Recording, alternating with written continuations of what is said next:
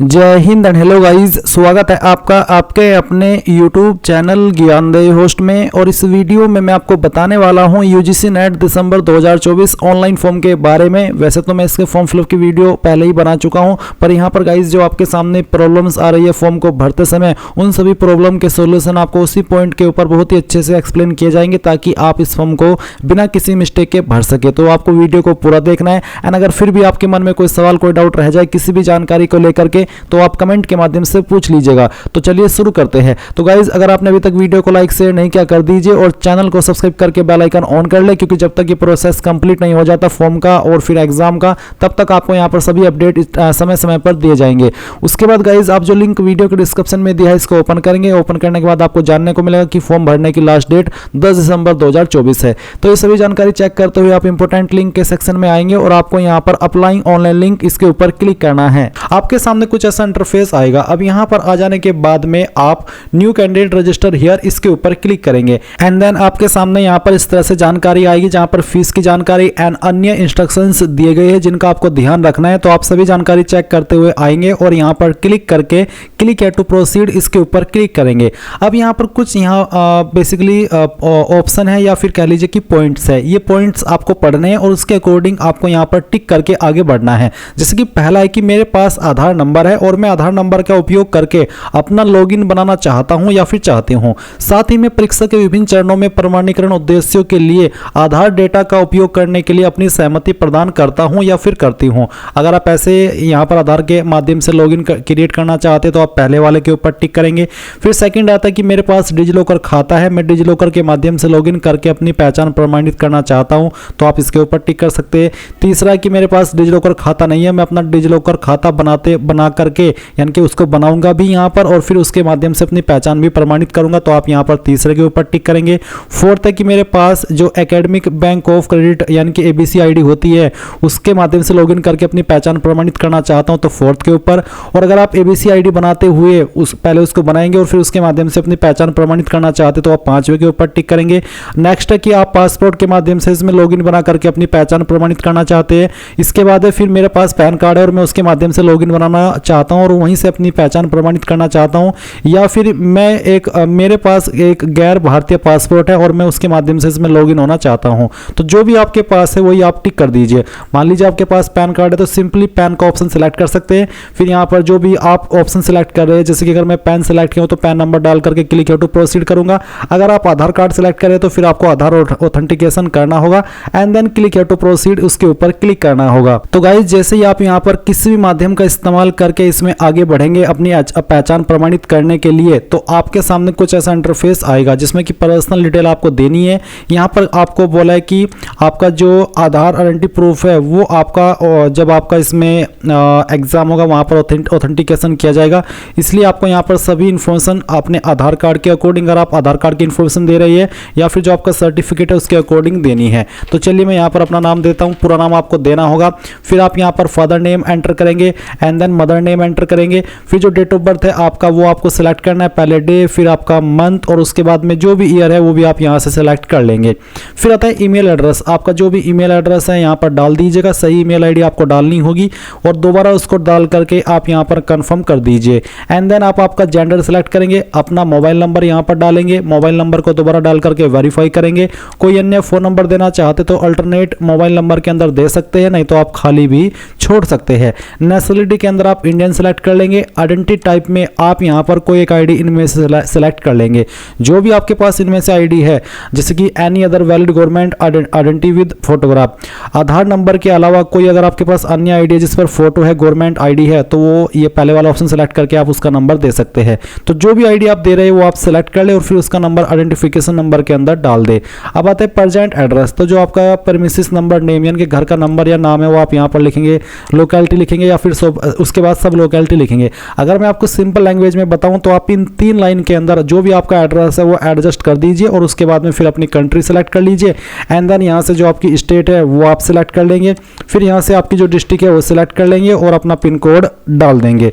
यानी कि इन ऊपर 3 लाइन के अंदर जो भी आपका एड्रेस है, चाहे उसमें आपका घर का नंबर आता हो, विलेज का नाम आता हो, सिटी का नाम आता हो, टाउन का नाम आता हो, मोहल्ले का नाम आता हो, वो आप इन 3 लाइन के अंदर एडजस्ट कर दीजिएगा। इसके बाद गाइज यहाँ पर परमानेंट एड्रेस है और आती है सेम एज प्रेजेंट एड्रेस, यानी कि अगर आपका परमानेंट और प्रेजेंट एड्रेस एक ही है तो आप इसके ऊपर टिक कर देंगे, अगर अलग है तो अनटिक करके अलग से भर देंगे। फिर आएगा पासवर्ड, तो आपको यहाँ पर एक पासवर्ड क्रिएट करना है। आपका पासवर्ड कैसा हो उसका एक एग्जांपल आप देख लीजिए।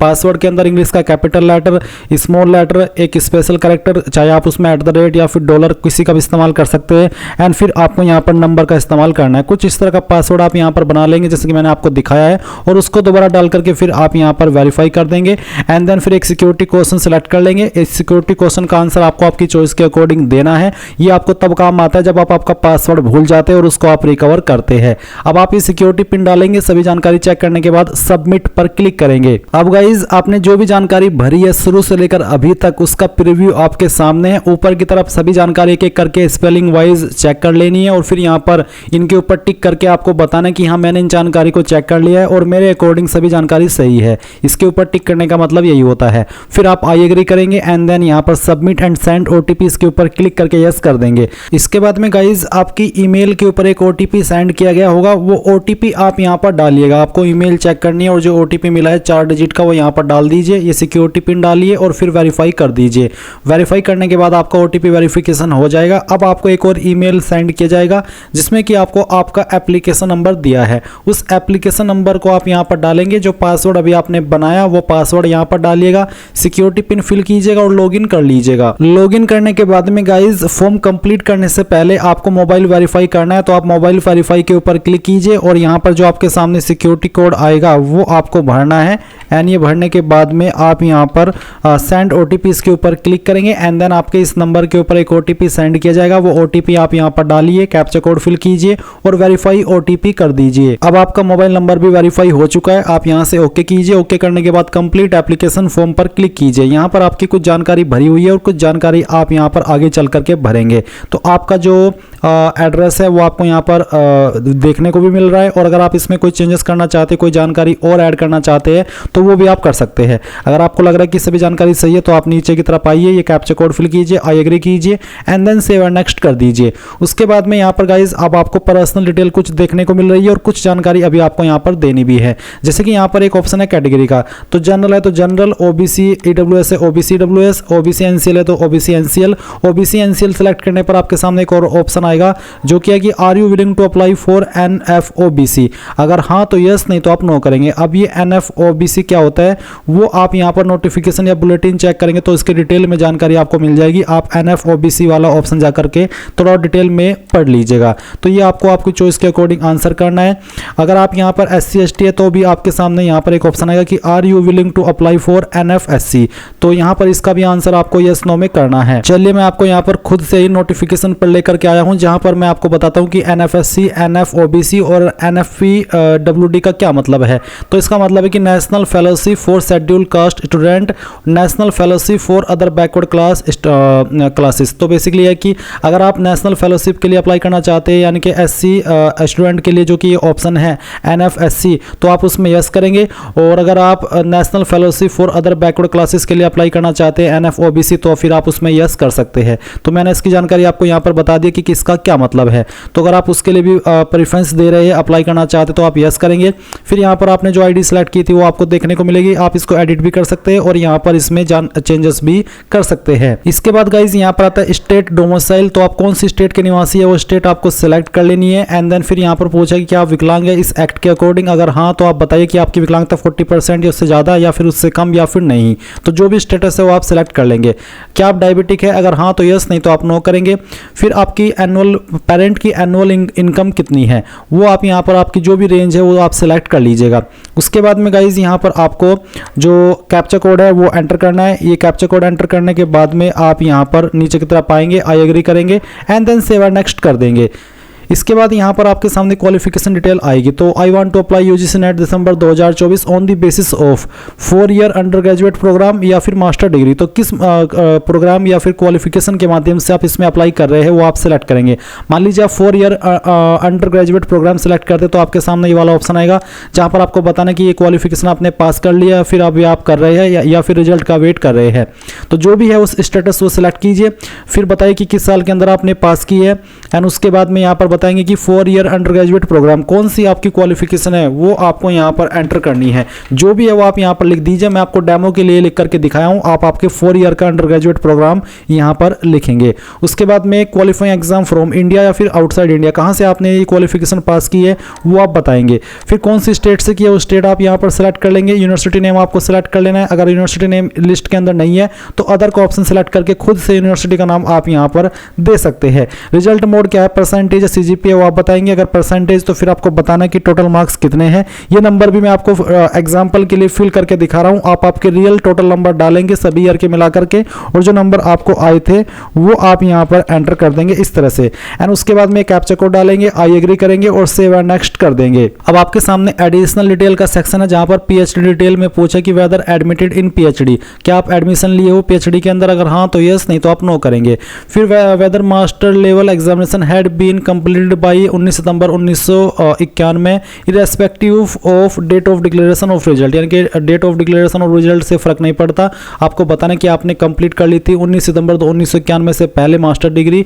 अगर हाँ, बेसिकली इसका आंसर यहाँ पर ऑलरेडी, क्योंकि मैं मास्टर डिग्री के माध्यम से अप्लाई नहीं कर रहा हूँ तो यहाँ पर नो है। पर अगर आप मास्टर डिग्री के माध्यम से अप्लाई कर रहे हैं तो फिर आपके सामने ये ऑप्शन एक्टिव रहेगा।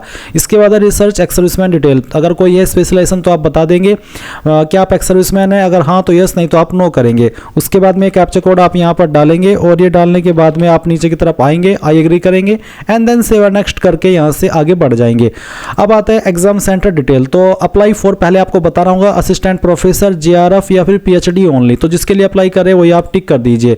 यहाँ पर गाइज मैं असिस्टेंट प्रोफेसर सेलेक्ट नहीं कर पा रहा हूँ क्योंकि इसमें मे भी मास्टर डिग्री की क्वालिफिकेशन मांगी हो, इसलिए यहाँ पर मैं इसके ऊपर टिक नहीं कर सकता हूँ क्योंकि यहाँ पर लिखा रहा है you are not eligible for this category, please check information bulletin.